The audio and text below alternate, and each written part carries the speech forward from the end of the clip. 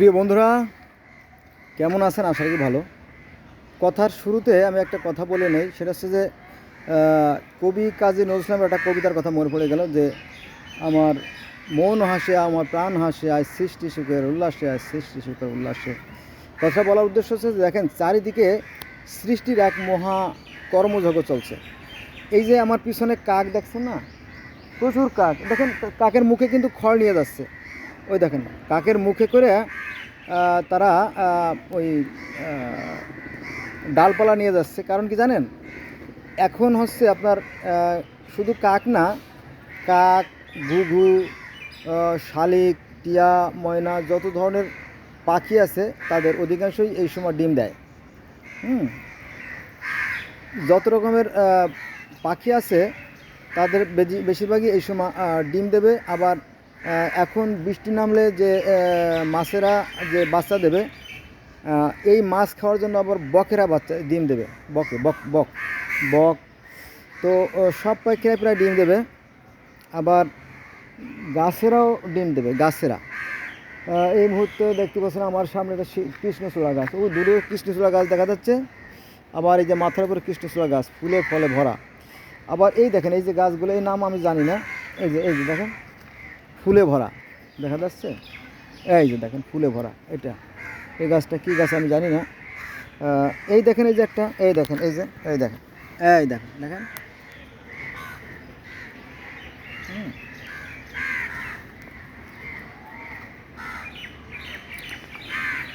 হ্যাঁ। তারপরে এটা আছে হিজল গাছ। এখন এই হিজল গাছও ফুলে ভরা, ছোট ছোট হিজল গাছ। যদিও এটা ফুলের মালার মতো হিজলের ছিল, ছড়া ছিল, এখনও আছে। যদিও আমি দেখাচ্ছি, চলেন। এই যে দেখেন, এই দেখেন, এই যে ছড়া, এই যে এই যে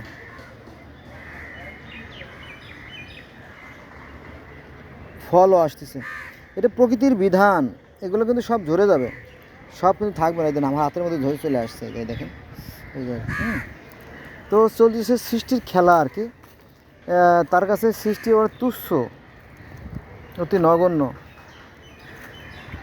পানিতে প্রচুর মাছ আছে, দেখেন প্রচুর মাছ।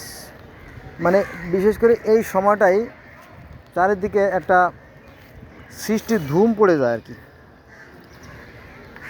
এই যে বনফুল, আমি নাম জানি না এগুলোর।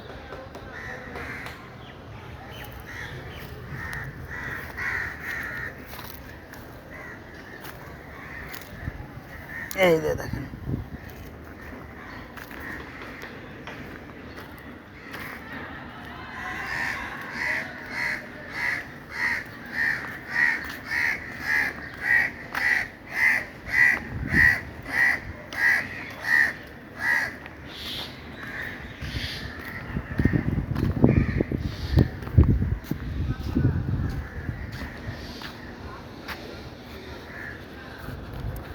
এখানে তেলাপিয়ার বাচ্চা। এখানে প্রচুর তেলাপিয়ার বাচ্চা আছে, এই যে দেখেন, ওই যে তেলাপিয়ার বাচ্চা আছে। আরও হরেক রকমের মাছের পোনা আছে। এখানে করসবের বাচ্চা আছে, ওইদিকে করসবের বাচ্চাও আছে। হ্যাঁ, মোটামুটি চারিদিকে এক সৃষ্টির ধুম পড়ে গেছে। এটা ফেলে দিলাম, তাই না? ফেলে দিলাম। আচ্ছা, এখানে কাঁঠাল ছিল, প্রচুর কাঁঠাল ছিল। কাঁঠালগুলো বাতি হয় নাই, কিন্তু দুষ্ট ছেলেরা কাঁঠালগুলো পেড়ে নিয়ে গেছে, বুঝছেন? এটা আমি এর আগে দেখাইছি, ওই যে উপরে দু একটা আছে অবশ্য। এই মানুষই নষ্ট করছে পরিবেশ। প্রত্যেকটা গাছে ফুলে ফলে ভরা, দেখেন, ওই দেখেন, এই যে এই যে এই যে কৃষ্ণচূড়া ফুল দেখেন।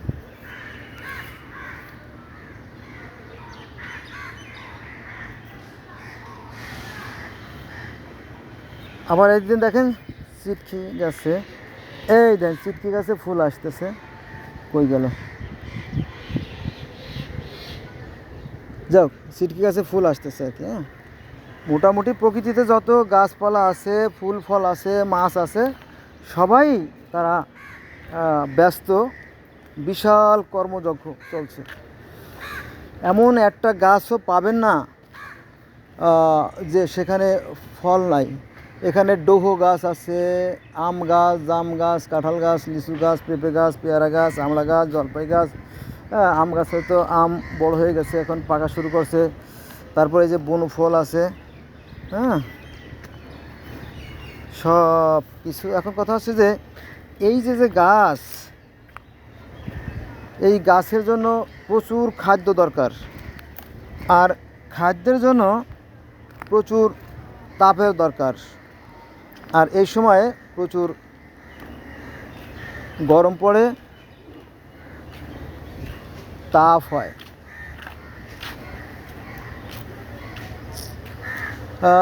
আমার মনে হয় এটা হচ্ছে গাজার গাছ।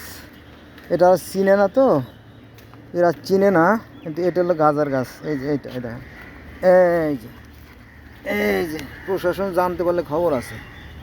এই যে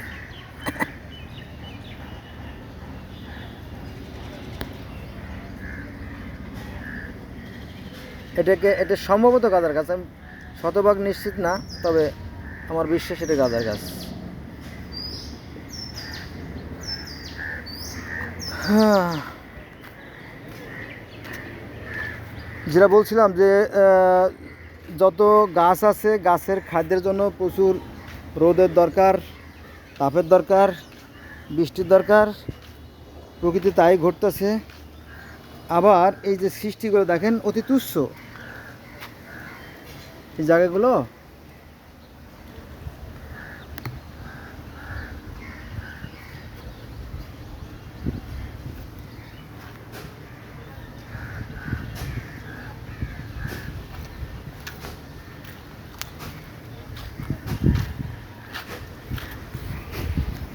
এই জায়গাগুলো লাল বর্ণ হয়ে গেছে।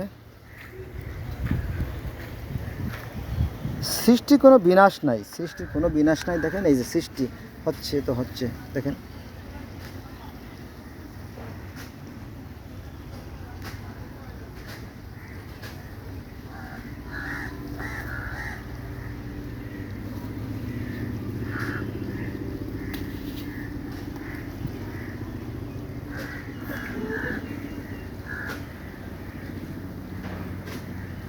এক শ্রেণীর পাকছে, পেকে নতুন নতুন চারা গজাবে। আর একটা একই গাছের আর একটা সাইড, এই যে দেখেন ফুল হচ্ছে মাত্র। এই যে অনেকটা মানুষের মতোই, তাই না? যেমন নতুন প্রজন্মরা ওরা থেকে যায়, আর যারা প্রাচীন, যারা প্রবীণ, তারা কবরে চলে যায়, তাই না? এরকম তো আর কি। তো এই সৃষ্টির কোনো বিনাশ নাই, আর বিনাশ হলেও একেবারে বিনাশ হবে না। কারণ যে সৃষ্টিকর্তা এগুলো তৈরি করছে, তার কাছে আবার নতুন করে করাটা খুবই সাধারণ বিষয় আর কি।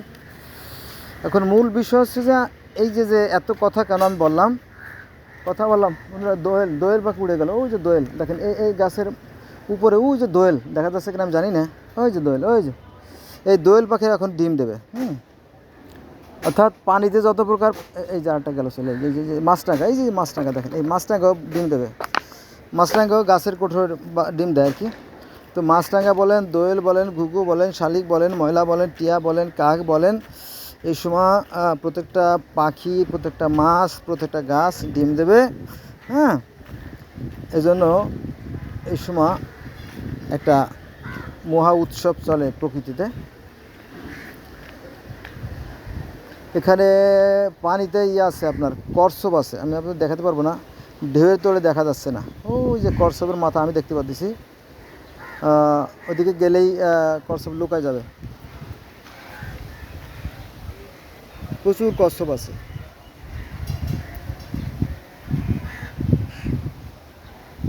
বড় কচ্ছপগুলো তো আর বের হয় না, ছোটো কচ্ছপগুলো আর কি উকি মারে। ডালকে আশ্রয় করে এই করছে আপনার, ওই যে রোদ পোহাচ্ছে কচ্ছপ।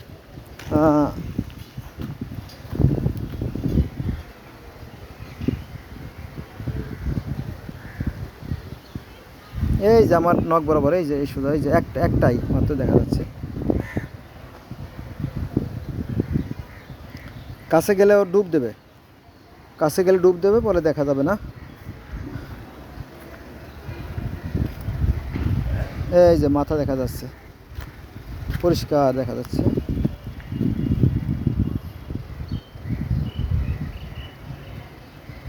এগুলো কচ্ছপের বাচ্চা, কচ্ছপরাও এই সময় বাচ্চা দিচ্ছে আর কি।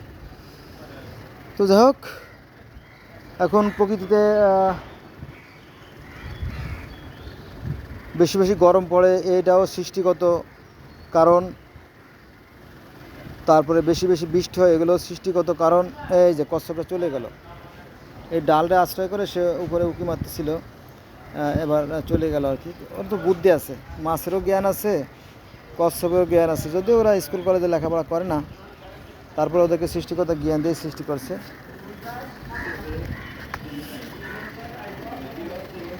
দেখেন কি অবস্থা, কি পরিমাণ ধরছে, ওই বাবা, বিশাল অবস্থা, সাংঘাতিক। এই দেখেন অবস্থা কি, দেখাতে পারছি না জানি না।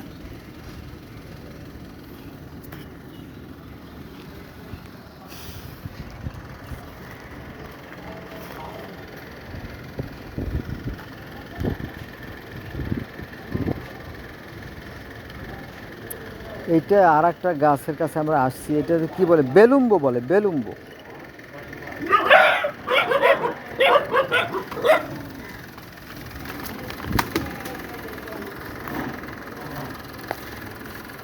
এটা হচ্ছে আপনার বেলুম্বো।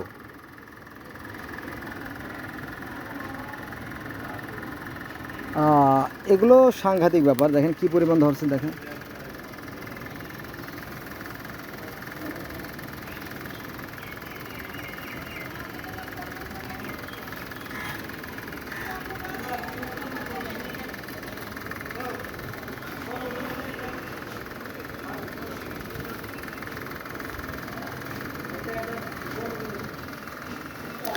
আর এই দেখেন, এই দেখেন অবস্থা, দেখা যায়।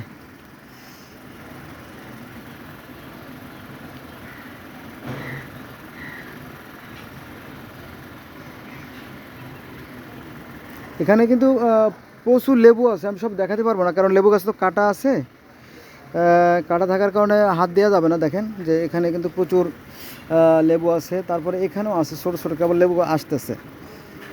এই যে দেখেন, এই যে দেখা যায়, এই হলো বিষয়। সূর্য যখন তাপ দেয়, তখন এই পৃথিবীতে যত গাছ আছে এই সমস্ত গাছে সালোক সংশ্লেষণ প্রক্রিয়া অর্থাৎ খাদ্য উৎপাদন প্রক্রিয়া ঘটে। আবার সূর্য যখন তাপ দেয় তখন যে বাষ্প হয়, বৃষ্টি হয়, বৃষ্টির কারণে এই যে নদী নালা খাল বিলে পানি বাড়ে, মাছেরা আবার নতুন করে বাচ্চা দেয়। আজকে আমি যে কথা বলতে আপনার সাথে, আজকে হলো 13 তারিখ, আজকে হচ্ছে 13/5/2025 সাল।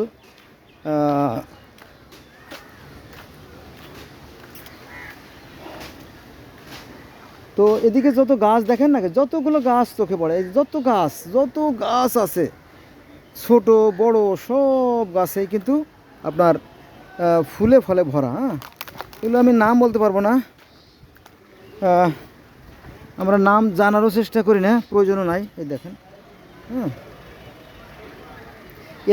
এদের জন্য মূলত গরম পড়ে, এদের গরম দরকার, কারণ গরম না হলে ওরা খাদ্য তৈরি করতে পারে না। এবং বৃষ্টি দরকার, কারণ ওরা পানি ছাড়াও খাদ্য উৎপন্ন করতে পারে না। কারণ কি জানেন, একটা গাছের জন্য আপনার সূর্যের তাপ আর বাতাসের কার্বন ডাইঅক্সাইড আর নিচ থেকে পানি, এই তিনটে সমন্বয়ে গাছ খাদ্য তৈরি করে। আর এই গাছের পরে পৃথিবীতে যত জীবজন্তু আছে, কীটপতঙ্গ আছে, তার প্রত্যক্ষ পরোক্ষভাবে বেঁচে থাকে। এগুলো জ্ঞান প্রকৃত সত্য আর কি, এটাই। তবে এইগুলো নিয়ে মুসলমানরা চিন্তা করে না, কারণ মুসলমানরা তাদের ব্রেডকে কাজে লাগায় না। তারা মনে করে যে আমাদের জন্ম আনন্দ ফুর্তির জন্য, আমরা নারী ভোগ করব বেশি বেশি, আর পরে জান্নাত তো আমাদের জন্য আছেই, আর অন্যদের কোনো জান্নাত না, এটা এরকম একটা চিন্তা ভাবনা তারা থাকে আর কি। তারা তাদের জ্ঞানকে কাজে লাগায় না। আমি যেগুলো কলাম এগুলো হচ্ছে যারা সায়েন্সের ছাত্র, তারা তাদের বিজ্ঞান বইতে এই সালোক সংশ্লেষণ প্রক্রিয়া সম্বন্ধে জানতে পারে আর কি। তো যাই হোক, যা বললাম মানুষ মাত্র ভুল হতে পারে, ক্ষমা সুন্দর দিয়ে থাকবেন। আর আমি অনুরোধ করবো, আসেন আমরা বিজ্ঞান চর্চা করি, কারণ বিজ্ঞান বলতে এটা বিধর্মীর কোনো কথা না। বিজ্ঞান বলতে বিজ্ঞান, বিজ্ঞান শব্দের অর্থ হচ্ছে বিশেষ জ্ঞান, অর্থাৎ সৃষ্টিকর্তা যে জ্ঞান দিয়েছেন সেই জ্ঞানটাকে কাজে লাগানোর নামই হচ্ছে বিজ্ঞান। হুম মুসলমান যদি বিজ্ঞান চর্চা না করে তাহলে তারা আরও পিছিয়ে পড়ে যাবে। হ্যাঁ তারা সামনে এগোতে পারবে না। তো বন্ধুরা, আজকে এই পর্যন্ত রইলো। সবাই ভালো থাকবেন, আমার সাথে থাকবেন। আমি আসলে আজকে মনটা ভালো না, শরীরটাও ভালো না। গরমের কারণে ফুড পয়জনিং হয়েছে, শরীরটা ভীষণ খারাপ, পেটের মধ্যে কামড় দিচ্ছে। একটু সাজিয়ে গুছিয়ে যে বলবো কিছু একটা, তাও বলতে পারলাম না। শুধু একটাই বলবো, সেটা হচ্ছে যে দেখেন যে দেখেন এই যে মাছ, হ্যাঁ কত লক্ষ প্রজাতির মাছ, কত লক্ষ প্রজাতির গাছ। হ্যাঁ মোটামুটি প্রকৃতিতে এখন চলছে বিশাল কর্মযজ্ঞ। সাধারণ মানুষ যারা বুঝতে পারে না, যারা জ্ঞানী, তারা যদি তাদের চিন্তা চেতনা কাজে লাগায় তাহলে তারা বুঝতে পারবে যে হ্যাঁ এই সৃষ্টির যে রহস্যগুলো যেগুলো আমাদের আশেপাশে ঘটছে, প্রত্যেকটা কারণের পিছনে আর একটা কারণ রয়ে গেছে আর কি। ধন্যবাদ সবাইকে।